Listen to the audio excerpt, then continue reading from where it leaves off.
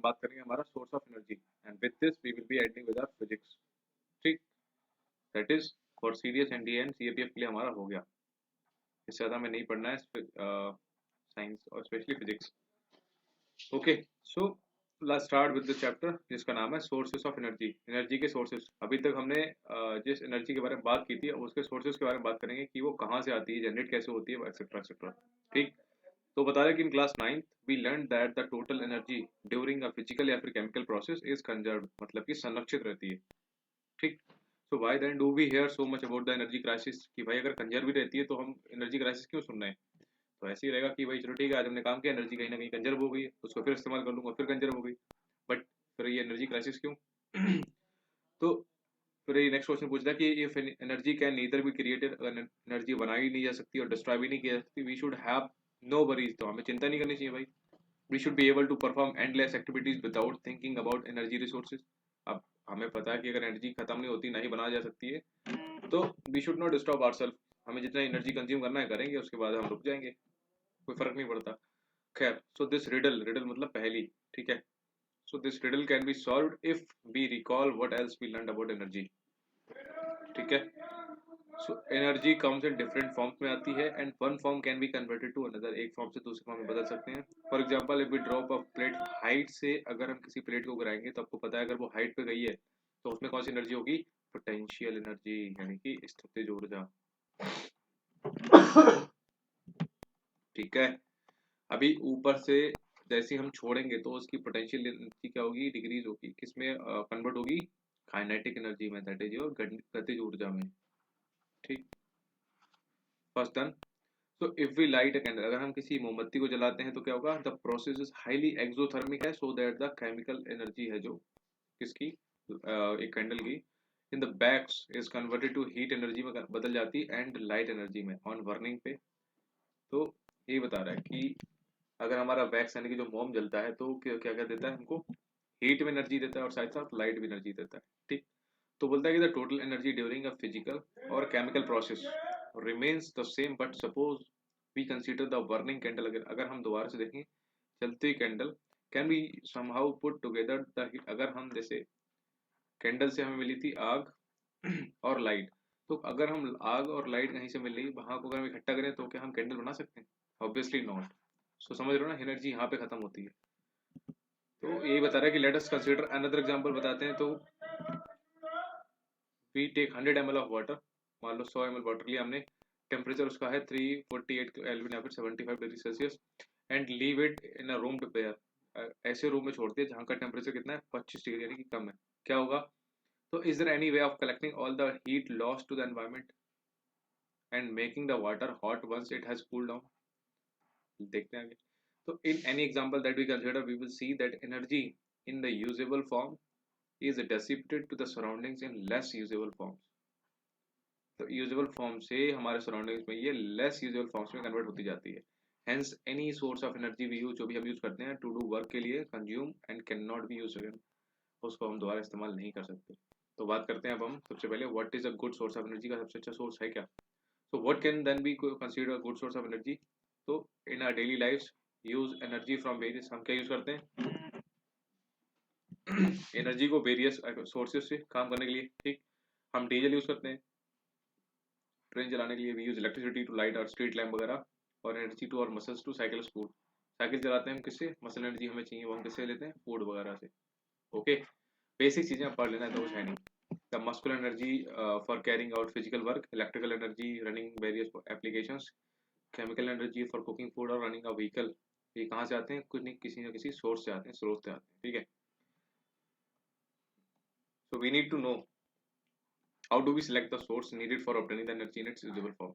अब बात करते हैं कि कैसे हम उन सोर्सेज को निकाल सकते हैं। तो after going through the two activities ऊपर दे रखे होंगे उन्होंने, we can see that the particular source of energy, fuel जो भी है, तो we select for performing some work depends on many different factors पे। फॉर एग्जांपल अगर बात करें कि while selecting a fuel we should ask ourselves the following questions, मतलब कभी भी अगर हम फ्यूल खरीदने जा रहे हैं, ठीक है, डीजल पेट्रोल वगैरह, तो हमें क्या क्वेश्चन पूछने चाहिए कि how much heat does it release on burning. ठीक, नंबर दूसरा कि does it produce a lot of smoke, है ये धुआं देता है। Third, is it easily available है या नहीं है। बोला है और क्वेश्चन सोच कर सोच सकते हो कि यार चीप है या नहीं है, ठीक, ऐसे करके सोच सकते हो। यार ये सब वही देखा। अब हम सीधे बात करते हैं हमारे बाकी, ये देखो conventional source of energy. Just हाँ जी, तो कन्वेंशनल सोर्स ऑफ एनर्जी की बात करते हैं तो सबसे पहले उसमें आ रहा था फॉसिल फ्यूल्स के बारे में, ठीक, हमारे जैविक ईंधन के बारे में। तो पुराने जमाने में क्या होता था, in ancient times would was the most common source of heat energy, कि जब भी हमें हीट एनर्जी हम क्या करते हैं, लकड़ी उठा के जला देते थे। तो the energy of flowing water, पानी बहता है उसकी भी एनर्जी होती है, एंड विंड जो बहती हवा है उसका भी हमारा होता है एनर्जी, ठीक, was also used for limited activities के लिए उस टाइम भी यूज होता था बिकॉज टेक्नोलॉजी कम थी obviously. So can you think of some of these uses. So the exploitation of coal, मतलब कि कोयले का एक्सप्लॉयटेशन, उत्खनन यानी कि as a source of energy made the industrial revolution possible, ठीक। Increasing industrialization has led to a better quality of life all over the world. It has also caused the global demand for energy to grow at a tremendous rate. The growing demand for energy was largely met by fossil fuels. Important है, ठीक है। The demand energy की वो maximum किससे met होती है, वो fossil fuels होती है। जैसे कि हमारे फॉसिल फ्यूल कौन से, हमारे कोयला, पेट्रोलियम, जैविक जैविक ईंधन यानी कि जो खत्म हो जाए एक टाइम के बाद। So our technologies were also developed for using these energy sources, but these fuels were formed over millions of years ago, मतलब लाखों अरबों साल पहले हुए थे, and there are only limited reserves हैं इनके, ठीक। so the fossil fuels are non renewable है, नॉन रिन्यूएबल मतलब कि इनको हम पुनर्जीवित यानी कि ये रिन्यू नहीं हो सकते, एक बार खत्म हो गए तो ये खत्म हो जाएंगे, ठीक। So we need to conserve them, and if we were to continue consuming these sources at such alarming rate, जिस तरीके से आज हम इस्तेमाल कर रहे हैं, so we would soon run out of energy, and in order to avoid this हम क्या करेंगे, alternate source of energy were explore किए जाने चाहिए, but we continue to be largely dependent on fossil fuels for most of our energy requirements। के लिए आज की डेट में हम स्टिल कोयला, पेट्रोल, डीजल, ठीक, इन सब पे हम ज़्यादा डिपेंड करते हैं। तो burning fossil fuels has other disadvantage too, किस चीज़ का, जैसे कि हमने क्लास 9 में पढ़ा था कि about the air pollution caused by burning of coal, कोयला जलाते हैं, पेट्रोलियम जलाते हैं, प्रोडक्ट वगैरह के, कोयला और पेट्रोलियम के, तो उससे क्या होता है, हमारा एयर पोल्यूट होता है। So the oxides of carbon, nitrogen and sulphur that are release on burning fossil fuels are acidic oxides होते हैं हमारे, ठीक। So these lead to the acid rain. Acid rain क्या होती है, हमारी SO2 और NO2, सल्फर डाइऑक्साइड और नाइट्रस ऑक्साइड होती है हमारी, नाइट्रोजन ऑक्साइड, किसमें, एसिड रेन जब होती है तो which affects our water and soil reserves वगैरह को। So in addition to the problem of air pollution, recall the greenhouse effect of glass like CO2। The pollution caused by burning fossil fuels can be somewhat reduced कर सकते हैं by increasing the efficiency of combustion process and using various techniques to reduce the escape of harmful gases जो भी निकलती हैं उनका, and ash जो भी उसका मतलब धुआं वगैरह निकलता है, फिर कचरा वगैरह into the surroundings में। So besides being used directly for various purposes in gas, stove and vehicles, do you know fossil fuels are the major fuels used for generating electricity? Obviously we know it. Let us produce some electricity at our own small plant in the class and see what goes into producing our favorite form of energy। तो जैसे कि हम कोयला से maximum energy बनाते हैं ना, तो कोयला है क्या है, ये फॉसिल फ्यूल ही तो है काइंड ऑफ। तो ये देखो यहाँ पे दे रखा है कि this is our turbine for generating electricity. यहाँ पे एक मॉडल दे रखा था, एक्टिविटी उन्होंने दे रखी होगी ऊपर, ठीक। अब एक्टिविटी हम करेंगे नहीं ऑब्वियसली यहाँ पे, तो ये बता रहे हैं यहाँ पे सीधे कि this is a turbine for generating electricity, ठीक। तो द सिंपलेस्ट टर्बाइंस है वो वन मूविंग पार्ट होता है उसका, एक रोटेट ब्लेड असेंबली होती है, ठीक। द मूविंग फ्लूइड जो होता है एक्ट करता है on the blade to spin, मतलब जो लिक्विड वाला होता है पानी वाला, वो जो इसके पंखे लगे होते हैं डायनमो उसके हमारा रोटर और डायनमो के, तो उन पंखों पे गिरता है और पंखों को घुमाता है, तो जैसे ही पंखा घुमाता है तो ये क्या करता है, स्पिन करता है और एनर्जी को रोटेट करता है, एनर्जी उसके रोटेशन से प्रोड्यूस होती है। So thus we see that basically we need to move the fan, हमें पंखा घुमाना है जिससे कि हमारा ब्लेड रोटेट करेगा, and with speed which would turn the shaft of the dynamo and convert the mechanical energy into electrical energy। अभी you know mechanical energy किसकी बात कर रही है, हमारा फ्लो ऑफ वाटर या फिर विंड फ्लो, तो ये सब ये फॉर्म्स किससे हैं, ये मैकेनिकल फॉर्म है, मैकेनिकल एनर्जी है हमारी, ठीक है। और उसके बाद बन जाता है हमारा डायनमो जब रोटेट करता है हमारा बन जाता है इलेक्ट्रिकल एनर्जी। ठीक, तो कभी क्वेश्चन यही आता है सीधे कि डायनमो हम यूज फॉर व्हाट, या फिर इलेक्ट्रिसिटी प्रोड्यूस करने के लिए हम कौन सा इंस्ट्रूमेंट यूज करते हैं। ठीक, and the form of energy which has become a necessity in today's scenario, that is your electrical energy, important one key. So the various ways in which this can be done depends upon availability of the resources key. We will see how various sources of energy can be harnessed to run the turbine and generate electricity in the following sections. देखेंगे भाई, तो सबसे पहले कैसे generate करते हैं हम, thermal power plant, यानी कि तो large amount of fossil fuels are burned every day, हमारे जैविक ईंधन डेली जलाए जा रहे हैं in power station to heat up water to produce steam. आपको पता है कोयले से बिजली कैसे बनती है, कोयले को जलाया जाता है उससे हीट बनती है, तो हीट को एक प्रेशर से छोड़ा जाता है, टरबाइन के ब्लेड घुमाती है, और टरबाइन जब घूमती है, डायनमो घूमते हैं तो टरबाइन घूमती है, और टरबाइन के घूमने से पंखा वो बनता है हमारा इलेक्ट्रिसिटी जनरेट होता है। तो समझ रहे हो ना आप, कोयले से नहीं बनती, कोयले से, कोयले के जलने से जो भाप बनती है, भाप से बनती है, भाप के प्रेशर से। ठीक, steam which further runs to the turbine generate electricity, so the transmission of electricity is more efficient than transporting coal। मतलब भैया इलेक्ट्रिसिटी को आप तार के थ्रू एक जगह से दूसरी जगह आसानी से पहुंचा सकते हो, ज़्यादा आसानी से। इनफैक्ट अगर आप कोयला पेट्रोलियम बचाने लग गए तो फिर हो गया काम। ठीक, therefore many thermal power plants are set up near coal और ऑयल फील्ड्स। अभी जैसे झरिया बोकारो, और आपने सुना हो झारखंड के ऐसे एरिया हैं जहाँ पर कोल फील्ड भी है, और वहीं पे हमने बना दिए हमारे थर्मल पावर प्लांट्स, कि वहाँ पे उनको रॉ मटेरियल भी मिल जा रहा है, और फटाफट फटाफट वहाँ से एनर्जी प्रोड्यूस करके और ये ट्रांसफर करते रहते हैं। और आपको पिछली चैप्टर में आपको बताया होगा एसी और डीसी के एडवांटेज और डिसएडवांटेज। तो एसी का एडवांटेज ये भी था उसमें कि इसको लॉन्ग रूट पे हम भेज सकते हैं, डीसी को नहीं भेज सकते, और इसको एसी को भेजेंगे तो हमारा जो हीट होने पर लॉस ऑफ एनर्जी होगा वो कम होगा, डीसी में एनर्जी लॉस ज़्यादा होगा। ठीक, क्योंकि डीसी कैसी है, एक ही दिशा में घूम चलने वाली करंट है, जबकि एसी क्या है, ऑल्टरनेटिंग करंट है। मतलब कि हर एक सेकंड में 100 बार फ्लक्चुएट करेगी, इधर से उधर जाएगी, लेफ्ट टू राइट और right to left. Okay, so the term thermal power plant is used since fuel is burned to produce heat energy which is converted into electrical energy, वही सब है। अब नेक्स्ट हमारा इंपॉर्टेंट है hydro power plant, यानी कि water वाला। ठीक, so the another traditional source of energy was the kinetic energy of flowing water or the potential energy of water। Kinetic energy of water समझ रहे हो, कि पानी बह रहा है नदियों में, आपने रास्ते में कुछ लगा दिया, वो उस पानी के बहने से जो धारा है, धारा से वो ब्लेड घूम रहे हैं, उससे बन रही है हमारी टरबाइन। ठीक, दूसरा बोल रहा है potential energy of water. Potential energy कहाँ होगी, अब हाइट पे जाने पे पोटेंशियल बढ़ जाता है, मतलब पोटेंशियल एनर्जी बढ़ जाती है।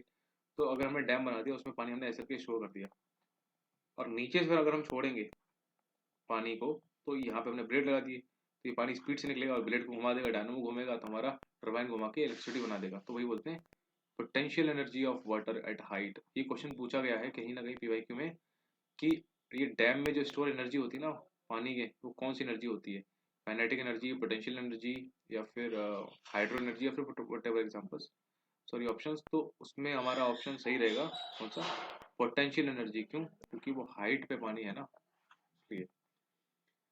So hydropower plant convert the potential energy of falling water into electricity. Since there are very few waterfalls हमारे इंडिया में which could be used as a source of potential energy, तो hydro power plants are associated with dams। ठीक है, तो in the last century a large number of dams बनाए गए थे पूरी दुनिया में। As we can see this, like a quarter of our energy requirement India is met by hydro power plant, a quarter की 1/3। Got it. So in order to produce hydel electricity, high rise dams वगैरह are constructed on the river to obstruct the flow of water, को रोकते हैं, thereby collect करते हैं water को बड़े बड़े रिजर्वायर में। The water level जब उनका उड़ जाता है, and in this process the kinetic energy of flowing water gets transformed into potential energy। क्यों, जो बहरा हुआ पानी होता है वो जम जाता है एक ही जगह पे और ऊपर बढ़ जाता है, तो ये क्या हो गया, ये हो गया हमारा पोटेंशियल एनर्जी में बढ़, काइनेटिक एनर्जी चेंज हो जाती है पोटेंशियल एनर्जी में, यानी कि गतिज ऊर्जा बदल जाती है किसमें, स्थितिज ऊर्जा में। और फिर देखो ये जो मैंने आपको बताया था ना, ये पानी है, यहाँ पे डैम छोड़ दिया, पानी जैसे जाएगा, ये टरबाइन लगा रखी है, जैसे घूमेगा ये जनरेट कर देगा इलेक्ट्रिसिटी, और यहाँ से स्टोर करके हम भेज देंगे इलेक्ट्रिसिटी को। ठीक, और फिर आगे रिवर फॉर्मेशन भी हो जाएगा। Got it. So the water from the high level in the dam is carried through, pipe के थ्रू जाती है to the turbine at the bottom of the dam, वगैरह वही सब बता रखा है। Since the water in the reservoir would be refilled each time. ठीक, अब पानी तो खत्म नहीं होने वाला, पानी भाई बरसात आएगी, गर्मी आएगी, पानी उठेगा, जाके बरसेगा, कंडेंसेशन होगा, फिर आके पानी नदियों में बह जाएगा, फिर आएगा, तो पानी तो रिफिल हो जाएगा। ठीक, तो पावर यानी कि हाइड्रो पावर जो हमारी है is a renewable source of energy, very important. ठीक, यानी कि ये पुनः हम उसको प्राप्त कर सकते हैं। So we would not have to worry about hydro electricity, ज़्यादा चिंता नहीं करनी है। Sources getting used up the way fossil fuels would get finished one day. So but construction of big dams have certain problems. अब बड़े बड़े dam बना दिए, उनकी एक अलग प्रॉब्लम है। क्या है? The dams can be constructed only in limited number of जगह पे बन सकते हैं, प्रीफरेबली इन हिली टेरेंस में, क्योंकि वहाँ पे नेचुरली एरिया मिल जाएगा कि इधर से भी पहाड़ इधर से भी पहाड़ हमने आगे लगा दिया तो क्या हमारा पानी यहाँ पर रुक जाएगा। ठीक, तो large areas of agricultural land and human habitation are to be sacrificed as they get submerged. आपने सुना होगा ये नर्मदा वगैरह के लिए जो हुआ था ना, जब वहाँ पे सरदार सरोवर डैम बना था तो कितने लोगों को हटाया गया था। ऐसे ही हमारा टिहरी डैम बना था उत्तराखंड में, ठीक है। भाखड़ा नांगल नांगल डैम बना था तो कितने लोगों को हटाया गया था। तो लार्ज इकोसिस्टम आर डिस्ट्रॉय हो जाता है when submerge under the water in dams. Vegetation which is submerged roots under anaerobic conditions, anaerobic मतलब उनको ऑक्सीजन नहीं मिलती है, conditions and gives rise to large amounts of methane. Methane यानी कि CH4 को प्रोड्यूस करती है, जो भी हमारी एनारोबिक बन गई थी अंदर, तो which is also green house gas होती है। ठीक, so it creates the problem of satisfactory rehabilitation of displaced people, opposition to the construction of Tihri Dam on Uttarakhand Ganga River and the Sardar Sarovar project on River Narmada are due to such problems। ठीक, चलो अब बात करते हैं हमारे improvements in the technology for using conventional source of energy. हम क्या technology use करते हैं? तो सबसे पहले बात करते हैं बायोमास। बायोमास समझते हो? जैसे कि हमने बताया कि earlier that wood has been used as a fuel for a long time, लकड़ी यूज करते थे हम। तो if we can ensure that enough trees are planted so a continuous supply of firewood can be assured। अगर हमें पता है कि बहुत सारे पेड़ लगा देंगे तो हमारा जो वुड का डिमांड है वो खत्म, सॉरी वुड की जो लाइक अवेलेबिलिटी है वो कभी खत्म नहीं होगी। So you must also be familiar with the use of cow dung, यानी कि गाय का गोबर केक एज अ फ्यूल। ठीक, इसको हम गाँव में बोलते हैं कंडा। Given the large livestock population in India, this can this can also assure us a steady source of fuel, since these fuels are plant and animal products। कौन से? Biomass, पौधे और एनिमल प्रोडक्ट्स होते हैं। The source of these fuels is said to be biomass. Okay, so these fuels हालांकि do not produce करते हैं, ज़्यादा हीट नहीं करते हैं बर्निंग पे, लेकिन धुआं बहुत ज़्यादा देते हैं, and a lot of smoke is given out when they are चलाए जाते हैं। तो so therefore technological inputs to improve the efficiency of these fuels are necessary। तो जब लकड़ी is want in a limited supply of oxygen, water and volatile materials present in it get removed and charcoal is left behind। very very important। जब भी हम किसको जलाते हैं? लकड़ी को जलाते हैं, एक लिमिटेड सप्लाई ऑफ ऑक्सीजन और अदर अवेलेबिलिटी इजी है, तो charcoal is left behind as the residue. Charcoal बचता है। तो चारकोल बर्न्स विदाउट फ्लेम, जो चारकोल बचता है ना वो जलता है विदाउट फ्लेम, जिसको हम बोलते हैं कोयला। ठीक, इसमें आग नहीं जलती, मतलब फ्लेम नहीं होती है, तो इस कंपैरेटिवली स्मोकलेस होता है and has a higher heat generation efficiency. तो कोयले का इस्तेमाल करते हैं ना आयरन वगैरह में, समझ गए? Similarly, cow dung, various plant materials like the residue after harvesting the crops, vegetable waste, and sewage are decomposed in the absence of oxygen to give biogas। So, since the starting material is mainly cow dung, it is popularly known as गोबर gas. बनाई होगी अगर आप लोगों ने बनाई है तो। Biogas is produced in a plant. एक प्लांट में कैसे बनाई थी यहाँ पे दे रखा होगा। द प्लांट है जो डोम लाइक स्ट्रक्चर होता है उसका, ये वाला बिल्ट विद ब्रिक्स। देखो यहाँ पे एक ग्रामेटिकल एरर है, ब्रिक होगा, ब्रिक्स नहीं होगा। क्यों? ब्रिक अपने आप में ही एक प्लूरल है। सो इसका सिंगुलर प्लूरल सेम होता है। A slurry of cow dung and water is made in the mixing tank from। इस टैंक में सब कुछ मिक्स कर देते हैं, गाय का गोबर भी डाल देते हैं, ठीक है। Where it is fed into the digester में, and the digester is sealed chamber in which there is no oxygen, वहाँ पे ऑक्सीजन ही नहीं होती है। So anaerobic microorganisms that do not require oxygen decompose or break down complex compound of the cow dung slurry। It takes a few days for the decomposition process to be complete and generate gas। like important है ये कि जो हमारा biogas plant होता है, इससे कौन कौन सी गैस जनरेट होती है? तो इससे हमारी गैस होती है gases like methane, CO2, hydrogen and H2SO4। ठीक, so the biogas is stored in the gas tank above the digester from which they are drawn in through pipes for use. यहाँ पे देखा कि biogas is an excellent fuel है, ठीक, as it consumes up to 75% methane, sorry contains. तो जो biogas में हमारी जो मीथेन होती है ना, CH4, वो मैक्सिमम होती है, यानी कि 75% उसमें मीथेन होती है हमारे गोबर गैस में। इट बर्न्स विदाउट स्मोक, कौन, मीथेन जलती है बिना बिना धुएं के, very very important. Leaves no residue like ash in wood, charcoal and coal burning. मतलब जब ये जलती है ना मीथेन, तो कुछ भी पीछे नहीं छोड़ती है। इट्स हीटिंग कैपेसिटी भी इसकी अच्छी है। Biogas is also use for lighting, the slurry left behind is removed periodically and used as excellent manure rich in nitrogen and phosphorus, यानी कि जो हम खेतों में यूज करते हैं ना गो खाद, यहीं से मिल जाती है बचा हुआ आइटम। तो the large scale utilization of bio waste and sewage material provide करता है a safe and efficient method of waste disposal besides supplying energy and manure। ठीक, इंपॉर्टेंट था ये, अच्छा लगा। पीवाई के उस पे अब बात करते हैं विंड एनर्जी की। तो वी सा वगैरह how unequal heating of the land mass and water bodies by solar radiation generate करती है एयर मूवमेंट का। आपको पता ही है, जहाँ पे ज़्यादा हीट होगी तो वहाँ पे क्या होगा, लो प्रेशर बनेगा, यहाँ पे कम हीट होगी वहाँ पे बनेगा हाई प्रेशर। और हवाएं कैसे चलती हैं, हाई टू लो चलती हैं, ठीक है। तो एक सर्कुलेशन चलता है जिससे चलती हैं हमारी हवाएं, ठीक। और यही एयर मूवमेंट क्या करता है, कॉज करता है हवाओं का बहना। So this kinetic energy of the wind, यानी कि हवाओं की गतिज ऊर्जा, can be use to do work. This energy was harnessed by windmills in the past to do mechanical work. For example, in a water lifting pump में the rotatory motion of windmill is utilized to lift water, एक कुएं से निकालना। Today जो हमारी हवा वाली energy यानी कि वायु ऊर्जा है, is also used to generate electricity। एक windmill essentially consists of a structure similar to a large electric fan, ये बना हुआ जो, ठीक है, that is erected at some height on a rigid support. So to generate electricity, the rotatory motion of the windmill is used to turn the turbine। यहाँ पे नीचे कहीं टर्बाइन लगा देंगे, यहाँ पे सॉरी, अभी घूमेगा टर्बाइन, घूमेगी, इलेक्ट्रिसिटी प्रोड्यूस हो जाएगी। Turbine of the electric generator. So the output of a single windmill is quite small है and cannot be used for commercial purposes। ठीक, क्योंकि उतनी ज़्यादा अमाउंट ऑफ लाइक वो बनती नहीं है और कॉमर्शियली नहीं है, उसको आप डोमेस्टिक में यूज कर सकते हो, ठीक। So therefore a number of windmills are erected over a large area which is known as a wind energy। The energy output of windmill is forms coupled together to get electricity on a commercial। तो कई सारे ऐसे dam बना, मतलब ऐसे ये structure बना के तब हम सबको मिला लेंगे तब शायद बन जाए, ठीक है। यहाँ पे कुछ फैक्ट दे रखा है इंपॉर्टेंट है कि डेनमार्क क्या बोलते हैं, कंट्री ऑफ विंड्स। ये आई थिंक एक एफकेट है, सॉरी पीवाई को एफकेट का, ठीक है।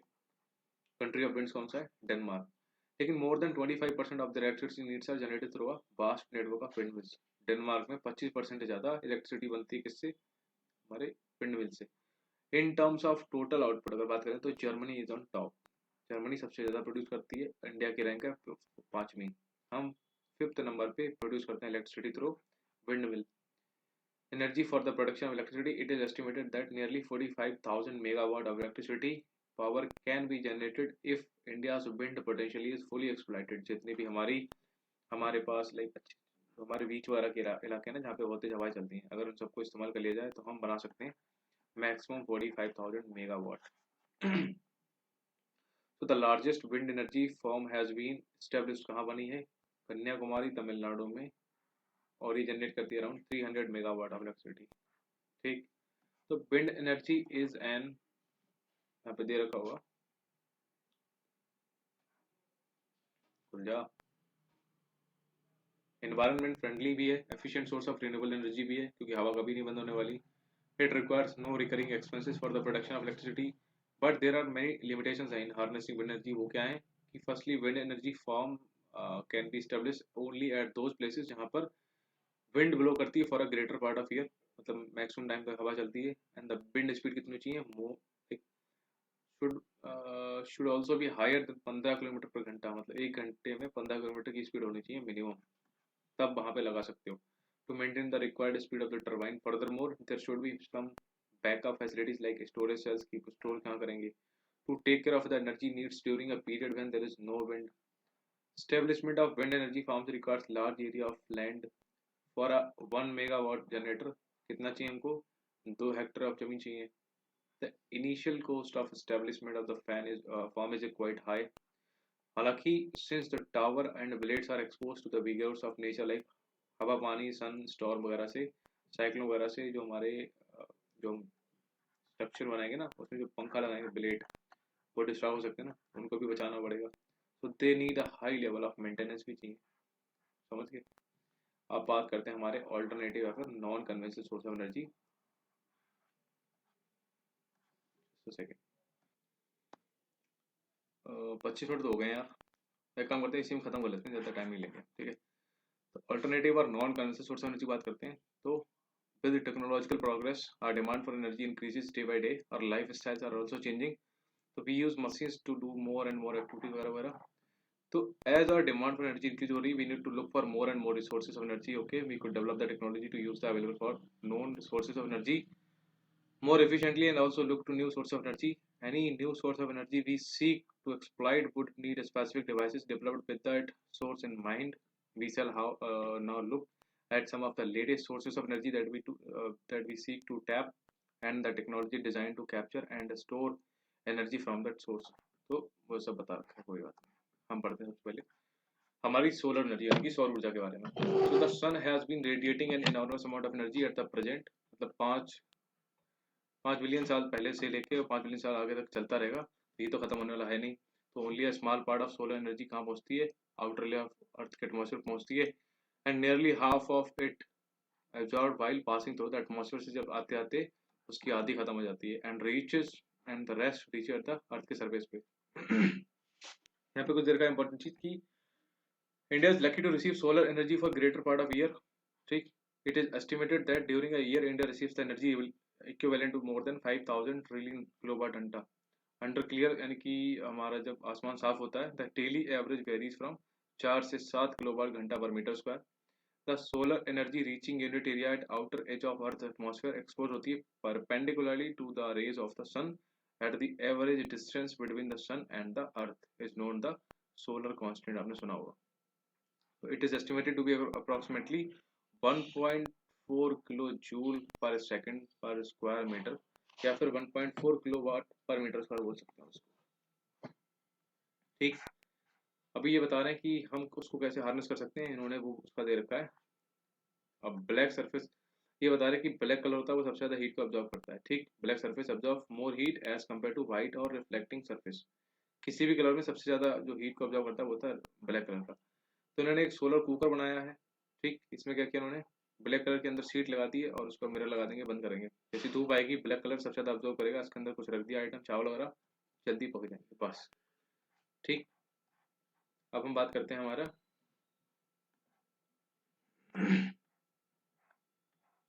It is easy to use that these devices. और अभी देखो आज की डेट आज हम सोलर सेल पैनल यूज कर रहे हैं, इसमें क्या होता है certain times during the day, so this limitation of using solar energy is overcome by using solar cells। ठीक, that convert क्या करती है सोलर एनर्जी इनटू इलेक्ट्रिसिटी। आपके घर पे भी होगा सोलर पैनल। तो एक ये क्या है, एक टिपिकल सेल है, डेवलप करता है एक वोल्टेज 0.5 वोल्ट से 1 वोल्टेज के बीच में and can produce about 0.7 watt of electricity when expose to the sun. तो एक large number of solar cells are combined in arranged called solar cell उनको बोलते हैं। ठीक, and that can deliver enough electricity for the practical use.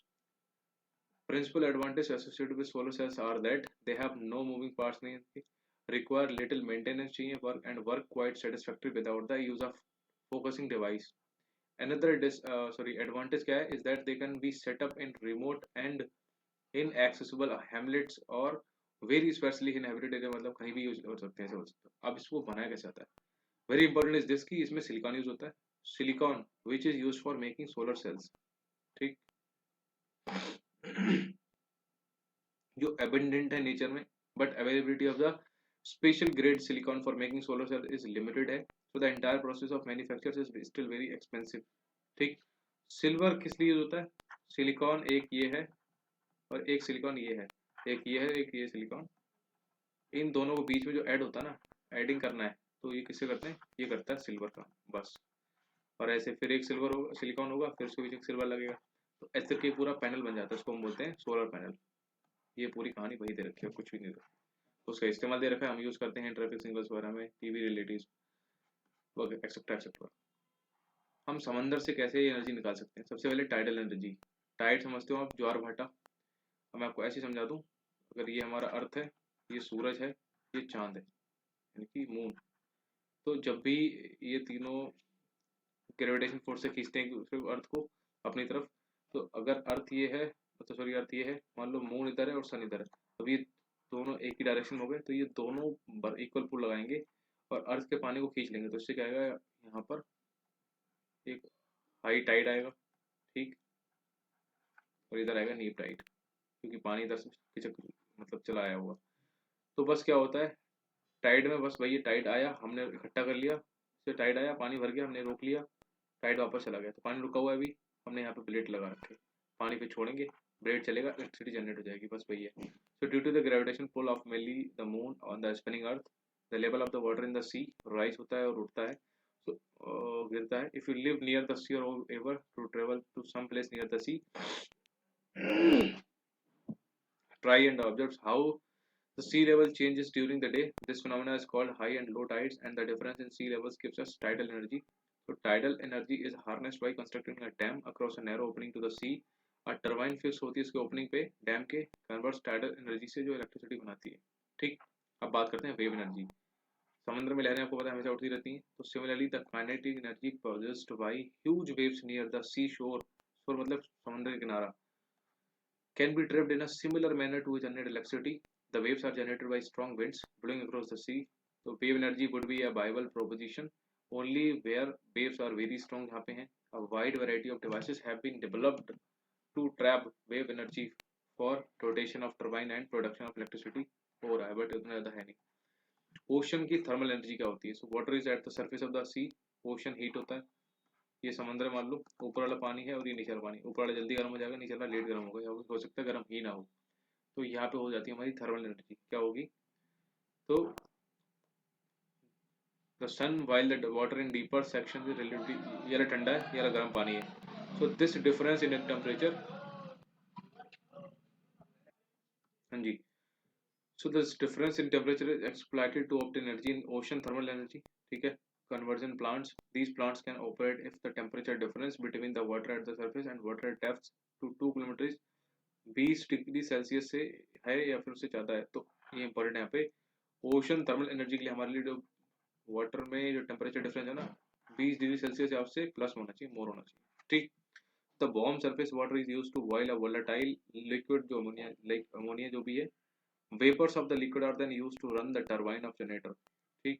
the cold water from the depth of the ocean is pumped up and condense करता है vapour को again liquid में, so the energy potential from the sea यानी कि tidal energy, wave energy या फिर ocean thermal energy is quite large है, but efficient commercial exploitation is difficult, ठीक। अब बात करते हैं हमारी जियोथर्मल एनर्जी की। Due to geological changes molten rocks, हमारे जो मैग्मा वगैरह होता है, formed in the deeper hot regions में होता है नीचे ऑफ अर्थ के क्रस्ट में, आर पुश्ड अपवर्ड, बाहर की धकेला जाता है, एंड ट्रैप कहाँ हो जाता है, सर्टेन रीजन में, मान लो ये हमारा ज्वालामुखी था, यहाँ फटने वाला था लेकिन यहाँ पे ऐसे ऐसे जम गया, ठीक, यहाँ पे ऐसे ऐसे अटक गया जाके ऐसे नलियों से, so these regions called hot spots इनको बोलते हैं। When underground water comes in contact with the hot spot, इन हॉट स्पॉट के कांटेक्ट होकर पानी निकलता है नीचे से, तो वो इनसे गर्म होकर टच हो, मतलब टच के निकलते हैं तो ये गर्म हो जाता है, ठीक। Steam is generated, steam generate होती है, sometime hot water from the that region find करता है outlets at the surface, and such outlets are known as the hot springs, hot springs यानी कि गर्म जलधारा। सो द स्ट्रीम ट्रैप होती है in rocks is routed through a pipe to a turbine and used to generate electricity. So the cost of production would not be much, but there are very few commercially visible sites which, where such energy can be exploited. So there are number of power plants हैं based on geothermal energy पे, operational in New Zealand और US वगैरह में। हमारे लिए nuclear energy important है, तो nuclear energy कैसे जनरेट होती है, तो in a process called nuclear fission, यानी कि नाभिकीय विखंडन। इसमें क्या होगा, एक नाभिक होगा, उसको टुकड़ों में तोड़ दिया जाएगा, ठीक है, बहुत सारे प्रोटॉन रिलीज होंगे और उनको एब्जॉर्ब करा लिया जाएगा, बाकी एनर्जी रिलीज होगी बहुत सारी, उससे हम यूज कर सकते हैं। So the nucleus of a heavy atom such as, क्या हो सकता है, यूरेनियम, प्लूटोनियम और thorium, when bombard with the low energy neutrons, very very important, कोई एक मान लो हमने यूरेनियम ले लिया, उस पर अगर हमने न्यूट्रॉन से टक्कर मारी इस पे, ठीक है, तो ये टूट जाएगा।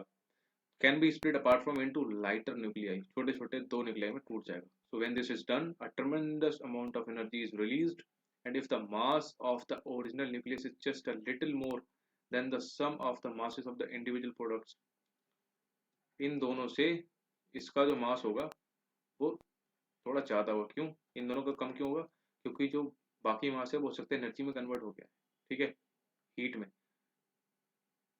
सो मास, ठीक है। द फिशन यानी कि विखंडन of an atom of uranium for example produce करता है 10 million times the energy produce by the combustion of an atom of carbon from coal. मतलब समझ रहे हो, कोयला से जितनी बनती है 10 मिलियन टाइम्स उससे ज़्यादा बन जाती है हमारे एक उससे यूरेनियम के एक एटम से। आप सोचो कितना एफिशिएंट है। In a nuclear reactor designed for electric power generation, such nuclear fuel can be a part of a self-sustaining fission chain reaction, and that release क्या करता है energy at a controlled rate पे, and the released energy can be used to produce steam and furthermore generate electricity. यहाँ पे पढ़ने दे रखा है कि in a nuclear fission यानी कि नवकीय विखंडन में the difference in mass क्या होता है between the original nucleus and the product nuclei gets converted to energy, जो कि हमारा एक इक्वेशन है, E is equal to mc square Einstein, ठीक है, ये उन्होंने दे रखा है बस। यहाँ पे बस ये देखा है कि एक एटॉमिक मास यूनिट की वैल्यू कितनी है, 931 मेगा इलेक्ट्रॉन वोल्ट, बस इतना देखना है कि वन एटॉमिक मास, एक आणविक द्रव्यमान बराबर 931 मेगा इलेक्ट्रॉन वोल्ट है। तो न्यूक्लियर पावर रिएक्टर लोकेटेड कहाँ है? तारापुर महाराष्ट्र में, ये इंपॉर्टेंट लिख लो आप। राणा प्रताप सागर वाला राजस्थान में है, कलपक्कम वाला तमिलनाडु में, नरोड़ा यूपी में है, और करापाड़ा गुजरात में है, एंड कैगा कर्नाटका में, ठीक। have installed the capacity of less than 3% of the total electricity generation capacity of a country की 3% बनती है।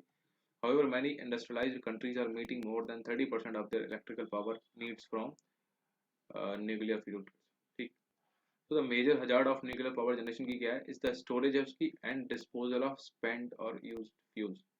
जैसे यूरेनियम स्टिल डिकेइंग, डिके मतलब उसका क्षय होता है टाइमली, उसमें ना रेडिएशन निकलता रहता है। कोई यूरेनियम का टुकड़ा है उसमें अपने आप ही रेडिएशन होता रहेगा, ठीक है, जो कि हार्मफुल होता है। Into harmful sub atomic particles, radiation जिसको बोलते हैं।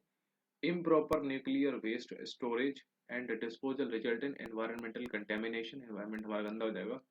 Furthermore, there is a risk of accidental leakage of nuclear reaction, the high cost of installation of a nuclear power plant, high risk of environmental contamination, and the limited availability of uranium makes large-scale use of nuclear energy prohibitive. ठीक, so nuclear energy was first used for destructive purpose before nuclear power stations were designed. The fundamental physics of the fission chain reaction in a nuclear weapon is similar to the physics of a controlled nuclear reactor, but the two types of device are engineered quite differently. कुछ नहीं, आप नीचे पढ़िए। Fusion मतलब नाभिकीय, इसमें क्या होगा, हम जोड़ेंगे, संलयन है, क्योंकि तो छोटे छोटे नाविकों को एक बड़ा नाविक बनाएंगे atom. So currently all commercial nuclear and reactors are based on nuclear fission, तो ये वेरी इंपॉर्टेंट है। हम अभी कैसे बना रहे हैं इलेक्ट्रिसिटी? हम बना रहे हैं अभी नाभिक के तोड़ के, ये है फिशन यानी कि तोड़ना, फ्यूजन मतलब कि जोड़ना। So but there is another possibility of nuclear energy generation via safer process called nuclear fission, sorry fusion। कभी ना हम जोड़ के भी बना सकते हैं, लेकिन इसमें और प्रॉब्लम है कि fusion means joining lighter nuclei to make a heavier nucleus, most commonly hydrogen या फिर हाइड्रोजन आइसोटोप्स। तो 1s2 क्या बन जाएगा? 2He4, ठीक, जो हमारा सूरज में होता है। So it release a tremendous amount of energy according to the Einstein's equation as the mass of the product is little less, जो प्रोडक्ट बनेगा उसका मास इस थोड़ा कम होगा then the sum of the masses. इन दोनों का जब जोड़ोगे तो मान लो इन दोनों को जोड़ के 10 आया तो इसका अराउंड 9 होगा, तो एक कहाँ गया? एक में वो एनर्जी में रिलीज हो गया, सिंपल, ठीक। So such nuclear fusion reactors are the sources of energy in the sun and other stars. It take considerable energy to force the nuclei to fuse. The conditions needed for this process are extreme, millions of degrees of temperature and millions of pascals of pressure, ठीक। तो बात करते हैं hydrogen bomb, ये यहाँ पे important है। Hydrogen bomb is based on the thermonuclear fusion reaction. Thermonuclear fusion reaction यानी कि हाइड्रोजन हमारा कैसे बनेगा? फ्यूजन पे यानी कि नाभिक को जोड़ के 1s2 1H2, हमारा बनेगा हाइड्रोजन बॉम्ब। हमारे लिए बस यहाँ पे इंपॉर्टेंट है कि हाइड्रोजन बॉम्ब किससे बनता है, न्यूक्लियर नाभिकीय संलयन से। A nuclear bomb based on the fission of uranium और प्लूटोनियम। हमारा जो एक, जैसे ही हमारा हाइड्रोजन बनता है, अब हमारा आएगा न्यूक्लियर बॉम्ब। न्यूक्लियर बॉम्ब इसमें हम क्या कराएंगे, नाभिकीय विखंडन कराएंगे, यानी कि न्यूक्लियर फिशन कराएंगे। ठीक है, किसका, यूरेनियम हो सकता है, फिर प्लूटोनियम। इस प्लेस रहता है core of the hydrogen bomb के कोर पे रख देंगे इसको, और उससे बन जाएगा ये हमारा nuclear bomb. So this nuclear bomb is embedded in a substance which contains deuterium and lithium. Deuterium आपको जानते हो, T2O उसको बोलते हैं, हैवी वाटर यानी कि भारी जल, एंड लिथियम इसमें रखा जाता है। So when the nuclear bomb based on fission is detonated, the temperature of this substance is raised 10 to the power 7000 in a few microseconds, and the high temperature generate करता है sufficient energy for the light nuclei to fuse, and the devastating amount of energy released उसको हम बोलते हैं nuclear bomb। खत्म। ये हम बात करते हैं हमारा environmental consequences क्या होंगे, पढ़ लेना, इतना कुछ भी नहीं है। अगर आप चाहो तो मैं बढ़ा देता हूँ, थोड़ा इतना टाइम तो हो ही गया। We have studied various sources of energy in the previous sections. तो exploiting any source of energy disturb क्या करता है, environment को हमारे in some way। तो in any given situation the source we would choose depends क्या करेगा, direct on the factors such as the ease of extracting energy from that source, the economics of extracting energy from the source, the efficiency of the technology available, and the environmental damage that will be caused by using that source. Though we talk of clean fuels like CNG, clean fuel है क्योंकि ये क्या करता है, हमें धुआं नहीं देता है। ठीक है, मतलब बदले इसको जलाते हैं तो हमको क्या मिलता है, वाटर मिलता है, H2O। It would be more exact to say that a particular source is cleaner than the other. So we have already seen that burning fossil fuels cause करता है air pollution. In some cases the actual operation of a device like the solar cell may be pollution free हो सकता है, लेकिन the assembly of the device would have caused some environmental damage। जो हम silicon ला रहे हैं या फिर जो हम सिल्वर ला रहे हैं, वो somewhere कहीं ना कहीं उसने उसको नुकसान पहुंचाया होगा। ठीक है, तो research continues in these areas to produce longer lasting devices that will cause less damage throughout their life। ठीक ठीक है, how long will an energy source last us? So we saw earlier that we cannot depend on the fossil fuels for much longer. Such sources that will get depleted someday or said to be exhaustible sources, या फिर उनको बोलते हैं non renewable sources of energy, जो खत्म हो जाएंगे, अजैविक source. So on the other hand, if we manage biomass by replacing the trees we cut down or for firewood, we can be assured of constant supply of energy at a particular rate. So such energy sources that can be regenerated are called renewable sources of energy. So renewable source energy is available in our natural environment in the form of some continuing or repetitive currents of energy, or is stored in the such large underground reservoir that the rate of depletion of the reservoir because of the extraction of usable energy is particularly negligible। कुछ भी नहीं है, पढ़ लो, सब पढ़ा चुका हूँ। अभी तक हमने सीखा क्या भाई, our energy requirement increase with our standard living. ठीक है, in order to fulfil our energy requirements we try to improve the efficiency of energy uses and also try and exploit new source of energy। okay, we also need to look for new source of energy because the conventional sources of energy like fossil fuels are in the danger of getting exhausted soon। ठीक, the energy sources we select what depends on factors like easy availability है नहीं, cost क्या है उसका, ठीक है, the efficiency क्या कितनी है उसकी, source of energy क्या है, and the environmental impact क्या है। Last time many of the sources ultimately derive their energy from the sun। खत्म। So a solar heater cannot be used to get hot water। कब नहीं होगा, obviously solar तो sun जिस दिन ही दिखेगा उसी दिन, cloudy day पे। तो which of the following is not an example of biomass energy, आपको पता ही है, nuclear energy। Most of the sources of energy we use represent stored solar energy। which of the following कौन सा नहीं है, geothermal भी सोलर है, wind भी सोलर है, बायोमास भी सोलर है, तो ऑप्शन होगा न्यूक्लियर एनर्जी। खत्म। We are done with our physics। any doubt do WhatsApp on this number for any doubt and for any suggestion also आप बोल सकते हो। ठीक है, बाकी see you in the next video। तब तक लिए बढ़िया रिवाइज करो इसको। आई होप मैंने थोड़ा स्पीडली पढ़ाया होगा, आप चाहो तो एक पॉइंट स्पीड कम कर सकते हो, या फिर इसको आप बेटर रहेगा आप इस बुक को खुद डाउनलोड करो एनसीईआरटी टेक्स्ट बुक से, एक बार पढ़ो, डू रिवाइज फ्रॉम बुक। मैंने जो पढ़ा है उसके नोट्स बना लो, दैट्स गुड। बट आप एक बार ये बुक डाउनलोड करके एटलीस्ट पढ़ के जाना, क्योंकि बहुत सारे कॉन्सेप्ट ऐसे हैं जो मैं समझ सकता हूँ, मैं जब पढ़ता हूँ मुझे समझ आते हैं, लेकिन जब मैं आपको पढ़ाता हूँ हो सकता है मैं आपको नहीं बता पा रहा हूँ, सो बेटर आप खुद पढ़ो। ठीक, आपको समझ आएगा, you will realise these things and once you go to the exam you will feel a level of confidence in yourself कि यार भाई क्या मतलब क्या ही पढ़ के आया हूँ मैं। चलो, see you in the next video, ध्यान रखो अपना, बाय बाय।